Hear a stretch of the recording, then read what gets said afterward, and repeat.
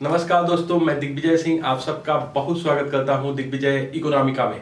कैसे हैं आप लोग और कैसे चल रही है आपकी जीत की तैयारी।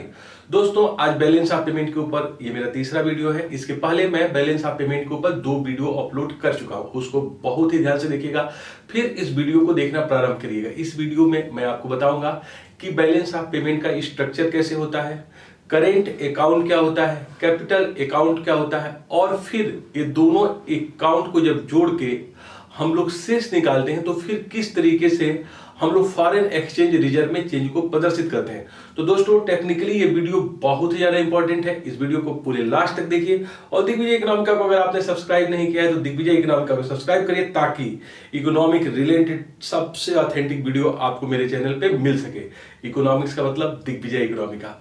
दोस्तों, यहाँ पे मैंने पहले आपसे बताया है कि बैलेंस ऑफ पेमेंट एक देश के निवासियों का अन्य देशों के निवासियों के साथ जो एक अकाउंटिंग ईयर में, एक फाइनेंशियल ईयर में जो भी कुछ टोटल इकोनॉमिक ट्रांजैक्शन होता है उसका एक स्टेटमेंट होता है। तो जब एक देश दुनिया के अन्य देशों के साथ जो टोटल इकोनॉमिक ट्रांजैक्शन करता है, जो उसका स्टेटमेंट होता है, वो स्टेटमेंट अगर बैलेंस ऑफ पेमेंट स्टेटमेंट है तो इसका स्ट्रक्चर कैसा है ये आपको जानना बहुत आवश्यक है। देखिए, जो भारत में बैलेंस ऑफ पेमेंट है इसे आरबीआई के द्वारा बनाया जाता है और आरबीआई इसे एक फाइनेंशियल ईयर पे बनाता है। दोस्तों, कई बार आप पढ़ेंगे कि बैलेंस ऑफ पेमेंट एक कैलेंडर ईयर में बनाया जाता है, बट एक्चुअली भारत में जो बैलेंस ऑफ पेमेंट बनाता है वो आरबीआई का जो है बैलेंस ऑफ पेमेंट आप ऑथेंटिक मानिए, और उसमें फाइनेंशियल ईयर में ही बैलेंस ऑफ पेमेंट के स्टेटमेंट को आप देखते हैं और क्वार्टरली उसको आप देख सकते हो जाके आरबीआई के स्टेटस पे। तो बैलेंस ऑफ पेमेंट बेसिकली इसमें 2 तरह के अकाउंट है, करेंट अकाउंट और कैपिटल अकाउंट। अगर आप टेक्निकली देखिएगा तो बैलेंस ऑफ पेमेंट के 4 अकाउंट हो जाएंगे, current account, capital account, errors and omission, और लास्टली जो है इंटरनेशनल लिक्विडिटी अकाउंट या फिर change in foreign exchange reserve. But वैसे अगर आप बात करिएगा नॉर्मली तो स्ट्रक्चर के पॉइंट ऑफ व्यू से सिर्फ इसमें करेंट अकाउंट और कैपिटल अकाउंट आपको दिखाई देंगे। बाकी जो चीजें हैं जो मैं बता रहा हूं, ईरर्स एंड ओमिशन और जो फॉरेन एक्सचेंज रिजर्व में जो चेंज है इंटरनेशनल लिक्विडिटी अकाउंट जो है वो आपको नीचे दिखाई देगा। तो आइए पहले हम इसको समझते हैं, फिर मैं बताऊंगा कि ये दोनों किस तरीके से फॉरेन एक्सचेंज रिजर्व में परिवर्तन को प्रदर्शित करते हैं। बैलेंस ऑफ पेमेंट में पहला अकाउंट है करेंट अकाउंट, जिसको आप चालू खाता कहते हैं, और करेंट अकाउंट भी 2 भागों में बटा है, विजिबल अकाउंट और ट्रेड अकाउंट, जिसको आप दृश्य खाता कह सकते हो या फिर व्यापार खाता कह सकते हो। और जो दूसरा इसका अकाउंट है वो है इनविजिबल अकाउंट, जिसको अदृश्य आप खाता कहते हैं हिंदी में, और ये 3 भागों में बटा होता है, सर्विस, इनकम और ट्रांसफर। तो आइए सबसे पहले हम करेंट अकाउंट को समझते हैं, फिर मैं आपको कैपिटल अकाउंट को समझाऊंगा। करेंट अकाउंट बेसिकली किसी एक इकोनॉमी के इनकम को प्रदर्शित करता है, रिसीट्स को प्रदर्शित करता है, ये किसी इकोनॉमी की इनकम जनरेशन पावर को दिखाता है। वहीं पे जो कैपिटल अकाउंट है, जिसमें शॉर्ट टर्म और लॉन्ग रन कैपिटल अकाउंट है, ये किसी इकोनॉमी की बोरोइंग एंड लेंडिंग कैपेसिटी को दिखाता है। इनकम जनरेशन पावर अगर किसी को देखना चाहते हैं, आय सृजन क्षमता अगर किसी देश का आप देखना चाहते हैं तो उसे हमेशा ही करेंट अकाउंट में देखिए। करेंट अकाउंट मैंने कहा चालू खाता है जो किसी इकोनॉमी की इनकम जनरेशन पावर को दिखाता है। इसमें 2 अकाउंट है, विजुअल अकाउंट या ट्रेड अकाउंट। देखिए, जो ये विजुअल अकाउंट है, अगर आप इसका हिंदी कहिएगा तो दृश्य हो गया। दृश्य क्या वो मतलब है जो दिखाई देता है। दूसरा इसको हम ट्रेड अकाउंट कहते हैं, व्यापार खाता, या कई बार आप इसके लिए शब्द एक और भी पढ़ते हैं, मर्केंटाइज अकाउंट। इसका मतलब ये जो अकाउंट है भारत में, ये सिर्फ इसमें गुड्स के, जिसको आप कमोडिटी भी कह सकते हो, वस्तुओं के आयात और निर्यात से संबंधित है, एक्सपोर्ट एवं इंपोर्ट से संबंधित है। इसका मतलब जो पहला खाता है जिसे हम विजिबल अकाउंट कह रहे हैं या फिर ट्रेड अकाउंट कह रहे हैं, ये सिर्फ इकोनॉमी में जो गुड्स हम एक्सपोर्ट करते हैं, जैसे मान लीजिए कि भारत है वो राइस का एक्सपोर्टर है, हैंडीक्राफ्ट चीजों का एक्सपोर्टर है, रेडीमेड चीजों का कुछ एक्सपोर्ट करता है, या फिर इंजीनियरिंग गुड्स का एक्सपोर्ट करता है। तो ये चीजें भारत के एक्सपोर्ट के रूप में यहां पे दिखाई देगी। और अगर आप पेट्रोलियम का इंपोर्ट करते हैं, एडिबल ऑयल का इंपोर्ट करते हैं, मोबाइल का इंपोर्ट करते हैं, तो भी इसमें आएंगे। इसका मतलब जो करेंट अकाउंट का जो पहला अकाउंट है, विजिबल अकाउंट, या ट्रेड अकाउंट, इसमें सिर्फ वस्तुओं के आयात और निर्यात को हम सम्मिलित करते हैं, इसमें कभी भी सेवाओं को सम्मिलित नहीं करते हैं। और यहां पे देखिए इसका नाम विजिबल है, तो कई बार लोग समझते हैं कि जो गुड्स है या कमोडिटी है वो टेंजिबल फॉर्म में है, इसलिए यहाँ पे विजिबल अकाउंट शब्द का प्रयोग किया गया है, जो कि सही नहीं है। मैं अभी बताता हूं सही क्यों नहीं है। देखिए जो दूसरा अकाउंट है वो इनविजिबल अकाउंट है, और इनविजिबल का हिंदी आप जानते हैं अदृश्य। अदृश्य का मतलब यह है कि ऐसी चीजें जो जिसे आप यूज तो करते हैं लेकिन उसको देख नहीं पाते, टच नहीं कर पाते, उसका फिजिकली कोई अपीयरेंस नहीं होता है। लेकिन यहां पे देखिए जो इनविजिबल अकाउंट है इसमें सर्विसेज है, मतलब सेवा है, जो कि एक तरह से इनविजिबल होती है, लेकिन इसके साथ ही साथ इसमें इनकम है, आय है, और तीसरा है हस्तांतरण, ट्रांसफर है। तीन चीजें हैं। देखिए दोस्तों, बहुत से किताबों में आप देखेंगे कि जो करेंट अकाउंट का डिवीजन है, जिसको वो दृश्य और अदृश्य खाते में बांटते हैं, उसका जो आधार है वो मान के चलते हैं कि जो है टेंजिबिलिटी है, विजिबिलिटी है। लेकिन मैं आपको बताऊं, यहां पे जो विभाजन का आधार है वो कहीं भी विजिबिलिटी नहीं है, कहीं भी टेंजिबिलिटी नहीं है। बेसिकली इस विभाजन का जो आधार है दोस्तों, वो है पोर्ट पे क्या उन गुड्स एंड सर्विसेज को रिकॉर्ड किया जा रहा है कि नहीं। अगर हम गुड्स के या फिर सर्विसेज के अगर वैल्यू को हम रिकॉर्ड अगर न करें, अगर पोर्ट पे रिकॉर्ड न किया जाए, उसको हम इनविजिबल्स कहते हैं। और जिनके ऐसी चीजें जिनको हम पोर्ट पे रिकॉर्ड करें, जिसके वैल्यू को, जिसके प्राइस को रिकॉर्ड करें, उसको हम कहते हैं दृश्य। इसका मतलब इनविजिबल का मतलब अदृश्य। इसका मतलब जो दृश्यता या अदृश्यता शब्द प्रयोग किया गया है, visibility and non visibility, invisibility, ये एक्चुअली फिजिकल अपीयरेंस से नहीं। आप इसका सोच लगाइए कि विजिबल में गुड्स आते हैं तो इनविजिबल में सिर्फ सर्विसेज आनी चाहिए, लेकिन इसके साथ मैं आपको बताऊंगा कि इसमें भी गुड्स आ सकता है अगर वो पोर्ट पे रिकॉर्ड नहीं किया जाए। तो कुल मिलाजुला के जो किताबों में लिखा होता है, आप देखते हो कि जो करेंट अकाउंट का जो विभाजन है उसका आधार दृश्यता, वो बिल्कुल 100% गलत है। सही ये है कि जिन चीजों को हम पोर्ट पे रिकॉर्ड करते हैं, उसके प्राइस को, वैल्यू को रिकॉर्ड करते हैं, उसको हम कहते हैं विजिबल अकाउंट। इसमें सिर्फ वस्तुएं ही आती हैं। मतलब जो हमारा ट्रेड अकाउंट है, जिसके लिए सादा विजिबल अकाउंट को आप देखोगे ज्यादा जो शब्द यहां यूज किया जाता है वो ट्रेड अकाउंट शब्द यूज किया जाता है। तो यहां पे जो ट्रेड अकाउंट शब्द है दोस्तों, इसमें सिर्फ वस्तुओं के या कमोडिटीज के एक्सपोर्ट इंपोर्ट को ही डिनोट किया जाएगा, रखा जाएगा। इनविजिबल अकाउंट में वो चीजें हैं जिसे हम पोर्ट पे रिकॉर्ड नहीं करते हैं। इसमें एक तो सर्विसेज आएंगी, पूरी सर्विसेज। अब आप कहते हैं कि सर्विसेज का मतलब क्या है। देखिए, एक देश अन्य देशों के साथ जैसे वस्तुओं का आयात निर्यात करता है ना, वैसे वो सर्विसेज का भी आयात निर्यात करता है। जैसे मान लीजिए ट्रांसपोर्टेशन,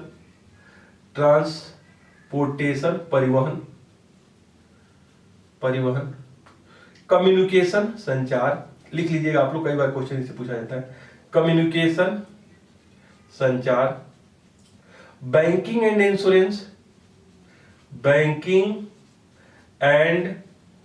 इंश्योरेंस, इंश्योरेंस मतलब बैंक और बीमा, फिर टूरिज्म, पूरा का पूरा टूरिज्म, स्टूडेंट एक्सपेंसेज, जो स्टूडेंट जाते हैं रेस्ट ऑफ द वर्ल्ड में वो खर्च करते हैं सब। अगर देखिए सर्विसेज, बहुत ध्यान से समझिएगा, कई बार आईएएस प्रीलिम्स में प्रश्न पूछा गया है, लोग सही नहीं कर पाते। सर्विसेज में दोस्तों जो सेवा है, उसमें हम अन्य देशों के साथ जो परिवहन का आदान प्रदान करेंगे, परिवहन सेवाओं का, वो सम्मिलित होगा। इसके अतिरिक्त कम्युनिकेशन, आप देखिए वोडाफोन भारत में काम कर रहा है, भारत की Reliance rest of the world में काम कर सकती है, इसी तरह उनकी कोई कंपनी यहां पे काम कर सकती है, तो कम्युनिकेशन का भी एक्सपोर्ट और इंपोर्ट होगा। इसी तरह बैंकिंग एंड इंश्योरेंस, अगर हमारा एसबीआई वहां पे जाके काम कर रहा है, उनका एडी ग्रिंडलेज यहां पे आके काम कर रहा है, मैक्स जो है वहां से यहां आके काम कर रहा है, तो जिस तरीके से वस्तुओं का हम एक्सपोर्ट इंपोर्ट करते हैं दोस्तों, उसी तरह हम सर्विसेज का एक्सपोर्ट इंपोर्ट करते हैं। तो अगर बैंकिंग और सर्विसेज, अगर बैंकिंग और इंश्योरेंस है तो ये भी यहां पे इंक्लूड किया जाएगा। मतलब आप एक चीज बिल्कुल क्लियर कट यहां समझ लें कि बैलेंस ऑफ पेमेंट के जितने भी अकाउंट या सब अकाउंट, बहुत ध्यान से सुनिएगा, बहुत ध्यान से, बैलेंस ऑफ पेमेंट के जितने भी अकाउंट या सब अकाउंट होते हैं वो सब ट्रांजैक्शंस को दिखाते हैं। ट्रांजैक्शन का मतलब ले और देन दोनों। अगर मैं कह रहा हूं बैंकिंग और बीमा है सर्विसेज में, तो बैंकिंग और बीमा उनके वहां से यहां आएगा, दैट इज आवर इंपोर्ट, और मेरी अगर एसबीआई वहां जाती है तो that is the export of services. आप बहुत ध्यान से समझिएगा। इसका मतलब जितने भी बैलेंस ऑफ पेमेंट के अकाउंट होंगे वो सब अकाउंट होंगे, सारे लेन देन को दिखाते हैं, सारे ट्रांजेक्शन्स को दिखाते हैं। इसमें सिर्फ पेमेंट नहीं है, इसमें सिर्फ रिसीट नहीं है, receipts and payment both are included in balance of payment every account and sub account. Balance of payment के सारे अकाउंट और सब अकाउंट में आप दोनों चीजों को देखो। ऐसे ही देखो टूरिज्म, अब टूरिज्म में देखो, टूरिज्म में दोनों चीजें हैं, इनफ्लो भी आउटफ्लो भी। अगर मैं जो है यूएस चला जाता हूं तो ये भारत का क्या होगा आप बता सकते हो? आईएएस में प्रश्न पूछा जाता है। अगर मैं घूमने चला गया स्विट्जरलैंड, तो ये भारत का इंपोर्ट हुआ सर्विसेज का, और ये स्विट्जरलैंड का एक्सपोर्ट हुआ, क्योंकि मैं अगर वहां जाऊंगा सर्विसेज की एंजॉय करूंगा तो मैं वहां पे करूंगा, तो ये कहा जाएगा स्विट्जरलैंड का सर्विस का एक्सपोर्ट। अगर जैसे मान लो कि तुम्हारे वहां से कोई अमेरिकन आता है और इलाहाबाद घूमता है, बनारसी घूमता है, लखनऊ घूमता है, अमीनाबाद जाता है, रोड़ा अचार खाता है, तो दोस्तों यहां पे आप बिल्कुल समझ लीजिए कि ये इंडिया का सर्विस का एक्सपोर्ट है और यूएस का सर्विस का इंपोर्ट है। तो both are included in tourism, tourism में दोनों ही चीजें आएगी। इसी तरह स्टूडेंट एक्सपेंसेस, अगर हमारे वहां के आप जानते हैं कितने ऐसे लोग हैं, छात्र हैं जो रेस्ट ऑफ द वर्ल्ड में जाके पढ़ाई करते हैं, यहां से जाके वो जो भी खर्च करेंगे वो उनकी इनकम होगी, वो उनका एक्सपोर्ट ऑफ सर्विसेज होगा, और उनके स्टूडेंट जो मेरे वहां के खर्च करेंगे वो भारत का एक्सपोर्ट ऑफ सर्विसेज होगा। इसका मतलब सर्विसेज में क्या है, जिस तरह से हम विजिबल अकाउंट या ट्रेड अकाउंट में हम वस्तुओं के आयात और निर्यात को देख रहे हैं, उसी तरह इनविजिबल अकाउंट के जो पहला अकाउंट सर्विस अकाउंट है उसमें हम सर्विसेज के एक्सपोर्ट को भी देख रहे हैं, इंपोर्ट को भी देख रहे हैं। यहां पे एक बहुत ही इंपॉर्टेंट चीज मैं आपको क्लियर करता चलूं। जैसे मान लो कि मैं यूएस गया और मैं यूएस जाके वहां पे घूमता हूं, वहां पे चीजों को खरीदता हूं, होटल्स में रहता हूं, रेस्टोरेंट में रहता हूं, उनके मेट्रो पे यात्रा करता हूं, तो मैंने बताया कि ये भारत का सर्विस का क्या होगा, इंपोर्ट होगा, क्योंकि मैं पेमेंट कर रहा हूं यूएस को, और ये यूएस का सर्विस का एक्सपोर्ट होगा। बहुत ध्यान से समझिए। जैसे मान लो मैं जब वहां से आऊं तो मैं एक आईफोन खरीद लूं और मैं इंडिया लेके चला हूं, तो ये क्या होगा भारत का? क्या भारत का ये इंपोर्ट गुड्स का माना जाएगा या सर्विसेज का माना जाएगा? बताइए।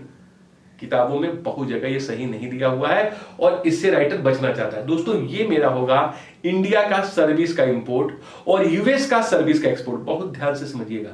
इसका मतलब अगर कोई tourist rest of the world में जाता है तो जिस इकोनॉमी से ये जा रहा है, जैसे मान लो इंडिया से हम लोग जा रहे हैं, रेस्ट ऑफ द वर्ल्ड में घूम रहे हैं, दुबई जा रहे हैं, यूएस जा रहे हैं, हम लोग पेरिस जा रहे हैं, स्विट्जरलैंड, ये इंडिया का इंपोर्ट ऑफ सर्विसेज है और उनका क्या है, एक्सपोर्ट ऑफ सर्विसेज। लेकिन अगर मैं वहां से कोई चीज परचेज करता हूं, मैं यूएस से आईफोन खरीदता हूं, तो यहां पे बिल्कुल ध्यान रखिए कि ये यूएस का एक्सपोर्ट ऑफ गुड्स नहीं होगा, ये यूएस का एक्सपोर्ट ऑफ सर्विसेज होगा, ना कि गुड्स।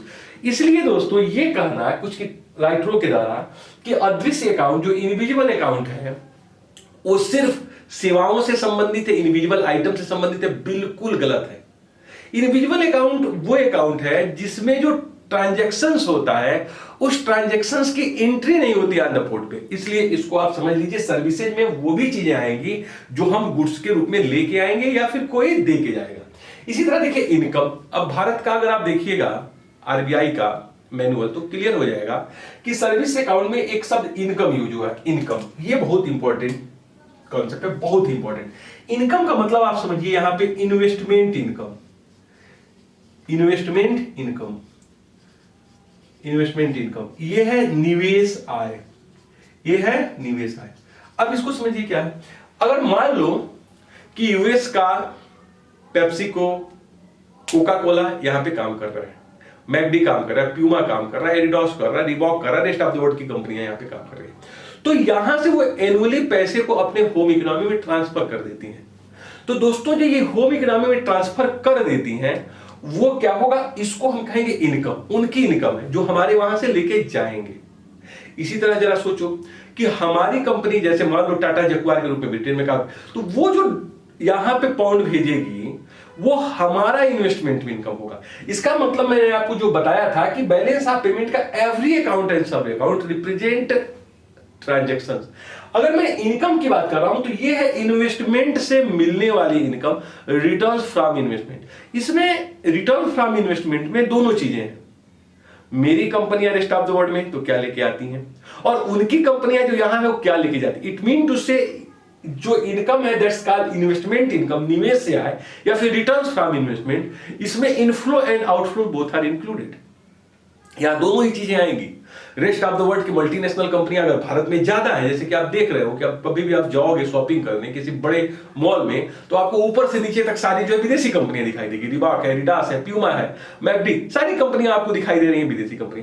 तो यहां पे कैनन है ना, जिससे मैं वीडियो बना रहा हूं, तो या निकन का कैमरा आपके पास, तो जितनी भी कंपनियां हैं, सामने हिटाची के एसी, तो जितनी भी कंपनियां हैं वो अपने इनकम को लेके जा रही हैं। अगर वो इनकम को लेके जा रही हैं तो वही चीज इन्वेस्टमेंट इनकम है जो उनको इन्वेस्टमेंट से फायदा हुआ है। तो इसमें दोनों चीजें आएंगी, रिटर्न्स जाना और आना। तीसरा है हस्तांतरण, ट्रांसफर। देखिए इसको हम बोलते हैं टेक्निकली यूनिलेटरल ट्रांसफर। इसको कहते हैं यूनिलेटरल ट्रांसफर, एक पक्षीय हस्तांतरण। इसके लिए सही शब्द होता है एक पक्षीय हस्तांतरण। एक पक्षीय हस्तांतरण का क्या मतलब है? बैलेंस ऑफ पेमेंट में आप जितने भी अकाउंट और सब अकाउंट में को देखोगे, उसमें सब में दो पक्ष होते हैं। दो पक्ष का मतलब होता है कि कुछ लेना और कुछ देना। लेकिन ये जो अकाउंट है वो बेसिकली आप देखोगे एक पक्ष वाला है। जैसे मान लो कि अपने देश के लोग, बहुत लोग गल्फ नेशंस में जाते हैं, कुछ सऊदी अरब जाते हैं, कुछ ओमन जाते हैं, कुछ कुवैत जाते हैं, तो वहां से वो रिटर्न्स लेके आते हैं और इसके बदले में हम उनको कुछ नहीं देते हैं, हमेशा रिमिटेंसेज भेजते रहते हैं। मतलब हमारे जो लोग जो रेस्ट ऑफ द वर्ल्ड में कहीं भी है वो रिमिटेंसेज भेजते रहते हैं। इसको हम बोलते हैं ट्रांसफर, जो पैसा आ रहा है। और ऐसे ही जो दुनिया के अन्य लोग यहां पे काम कर रहे हैं इंडिया में, वो यहां से पैसे उनको भेजते रहते हैं। इसको हम बोलते हैं ट्रांसफर, यूनिलेटरल, एक पक्षीय हस्तांतरण। इसमें सिर्फ लेना है या फिर देना है। यहां जो है रेस्ट ऑफ द वर्ल्ड के लोग वो अपने इकरामी को देंगे, और मेरे भारतीय जो सशक्त भारतीय हैं, मेधावी भारतीय हैं, जिनके प्रतिभा पे पूरा दुनिया चल रहा है, वो रेस्ट ऑफ द वर्ल्ड से पैसे लेके यहां पे भेजेंगे। इसको हम बोलते हैं ट्रांसफर। तो दोस्तों यहां भी आप समझ गए कि यूनिलेटरल ट्रांसफर में भी दोनों चीज है, inflow and outflow both are considered. तो सर्विस जो इंडिविजुअल अकाउंट है उसको में तीन चीजें आ गई। एक तो सर्विस का ट्रांजैक्शन, लेन देन, दूसरा इनकम, आप समझ गए होंगे। और इनकम का मतलब यहां इन्वेस्टमेंट इनकम है, जो फॉरेन कंपनियां हैं वो किस तरीके से इनकम जनरेट कर रही है, या हमारी company rest of the world में कैसे इनकम जनरेट कर रही है। और ये हो गया ट्रांसफर। तो दोस्तों यहां पे देखिए विजुअल अकाउंट में देखूंगा ट्रेड अकाउंट, तो इसमें मैं देखूंगा बैलेंस ऑफ ट्रेड। इसमें क्या देखूंगा? Balance of trade. अब बैलेंस ऑफ ट्रेड देखूंगा तो मैं देखूंगा export value minus import value of goods. मैं यहां सिर्फ ये देखूंगा कि जो एक्सपोर्ट वैल्यू ऑफ गुड्स है और इंपोर्ट्स वैल्यू ऑफ गुड्स है वो उसका बैलेंस क्या है। अगर आप ये देखोगे कि भारत की अगर एक्सपोर्ट वैल्यू ऑफ गुड्स ज्यादा हो गई इंपोर्ट वैल्यू ऑफ गुड्स से, तो आप कहोगे कि हमारा जो ये ट्रेड अकाउंट है वो पॉजिटिव है, जिसको हम बैलेंस ऑफ ट्रेड करते हैं। जबकि होता नहीं है भारत में, क्योंकि हम लोग बहुत ज्यादा इंपोर्ट करते हैं, एक्सपोर्ट तो करते नहीं। तो यहां पे जो चीजें आएगी ट्रेड अकाउंट, ये ट्रेड अकाउंट का जो बैलेंस दिखाएगा वो दिखाएगा हम एक्सपोर्ट वैल्यू मेरी ज्यादा है कि इंपोर्ट वैल्यू। और भारत में तो आप जानते हैं हमेशा डेफिसिट में होता है। बहुत कम ऐसे साल आपको गिने चुने मिलेंगे जिसमें हमारा बैलेंस ऑफ ट्रेड पॉजिटिव, नहीं तो नेगेटिव, क्योंकि हम लोग बहुत बड़े पैमाने पे पेट्रोलियम का, ऑयल का इंपोर्ट करते हैं। इसी तरीके से जब आप इंडिविजुअल अकाउंट का देखोगे तो सर्विस अकाउंट का, इनकम का और ट्रांसफर का भी आप बैलेंस चेक करोगे कि इसमें हम पॉजिटिव है कि नेगेटिव है। तो अगर हम इसके बैलेंस को, इस अकाउंट के, इंडिविजुअल अकाउंट के और विजुअल अकाउंट के दोनों के बैलेंसेज को जोड़ दें तो ये आ जाएगा हमारा करेंट अकाउंट का बैलेंस, जो हो सकता है पॉजिटिव या नेगेटिव। दोस्तों आज का वीडियो थोड़ा सा, आज मैं जल्दी में हूं, मुझे ऑफिस जाना है और थोड़ा सा मैं लेट हो जाऊंगा, इसलिए मैं वीडियो को यहीं खत्म करता हूं। लेकिन इस प्रॉमिस के साथ कि ये जो टेक्निकल चैप्टर है, जो लगभग मैंने अभी 18 या 19 मिनट के बनाए हैं, इसके ऊपर एक 25 मिनट का वीडियो और बनाऊंगा और इसे मैं मिटा नहीं रहा हूं। नेक्स्ट वीडियो इंतजार करिएगा आप लोग, मैं जरूर बनाऊंगा। और तब तक के लिए दिग्विजय इकोनॉमिका को देखते रहिए, थोड़ा सा मन से देखिए, कुछ अच्छा करिए, कुछ बड़ा करिए। Thank you so much for watching Digvijay Economica. God bless you dear friends.